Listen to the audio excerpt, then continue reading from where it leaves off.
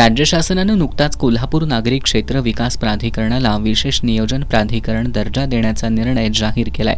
या निर्णयामुळे हद्दवाढीचा मूळ प्रस्ताव मागे पडून शहरालगतच्या 42 गावांच्या नियोजनबद्ध विकासावर भर दिला जाण्याची चर्चा राजकीय वर्तुळात सुरू झाली आहे. या निर्णयामुळे शहराच्या हद्दवाढीसाठी आग्रही असणारी कोल्हापूर शहर हद्दवाढ कृती समिती आक्रमक झाली आहे. आज झालेल्या कृती समितीच्या बैठकीत शहराच्या वाढत्या लोकसंख्येचा आणि विकासाचा विचार करता हद्दवाढ अत्यावश्यक असल्याचं मत व्यक्त करण्यात आलं.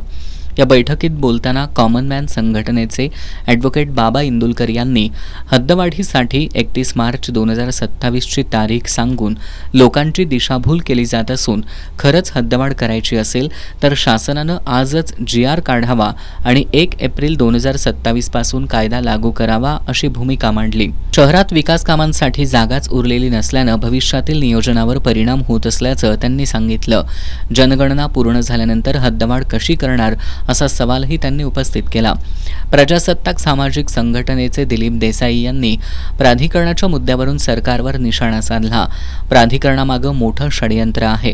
शिवसेना शिंदे गटातील आमदारांमध्ये समन्वय नसल्यानं कोल्हापूरचं नुकसान होत आहे. पालकमंत्री आणि सहपालकमंत्री असक्षम असल्याचा आरोप करत देसाई यांनी पालकमंत्री प्रकाश आंबेडकर यांची हकालपट्टी करण्याचीही मागणी केली. 2017मध्ये प्राधिकरण मंजूर झाल्यानंतर 500 कोटी रुपयांचा निधी मिळणार असल्याचं सांगण्यात आलं होतं. मात्र आजपर्यंत 1 रुपयाचाही निधी मिळालेला नाही असा आरोप काँग्रेसचे संजय पवार वाईकर यांनी केला. विशेष दर्जा देऊन विकास होणार असेल तर निधी कुठं गेला असा सवाल करत त्यांनी हद्दवाढ हा एकमेव पर्याय असल्याचं सांगितलं. मनसेचे राजू जाधव यांनी आंदोलन अधिक तीव्र करण्याची भूमिका मांडली. कोल्हापूर बंद ठेवायला हवं. सरकारकडून शहरावर अन्याय होत असल्याची जाणीव नागरिकांना झाली पाहिजे. तीव्र आंदोलनाशिवाय आमदार आणि खासदार जागे होणार नाहीत असं सांगत शिवाजी पेठेतील आमदार आमच्यासोबत असल्याचं सांगतात. मग त्यांनी आता भूमिका स्पष्ट करावी अशी मागणी केली. अशोक भंडारे यांनी 1972 नंतर शहराची हद्दवाढ झाली नसल्याची आठवण करून दिली.